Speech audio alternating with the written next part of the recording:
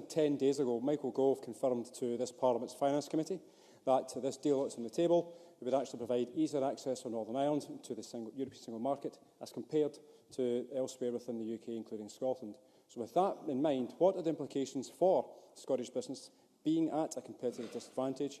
And does the Cabinet Secretary believe that the Tories have actually now thrown Scottish businesses under Boris's Brexit bus? Well, the number of bodies under the Brexit bus is quite considerable because Northern Ireland has been thrown under a Brexit bus. Scottish businesses, there soon won't be room underneath it. They'll have to get another bus with another vacuous and inaccurate slogan upon it.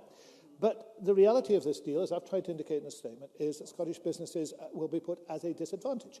And it is obviously so, because Northern Ireland will have direct access to the single market and will be in 2 customs zones. There will be considerable difficulties in implementing that and difficulties in Scottish ports in implementing that. But there is no doubt that this will work against the interests of Scotland. If people were going to set up a business that worked and needed to work with the EU or within the EU, they would do so in Northern Ireland, not in Scotland. That is where we are now. Now, the other disadvantage is the democratic disadvantage.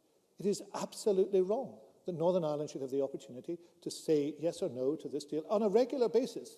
Quite interestingly, of course, apparently having an independence referendum after 6 or 7 years is wrong, but you can actually look at this again in Northern Ireland every 4 years. That seems a rather curious contradiction.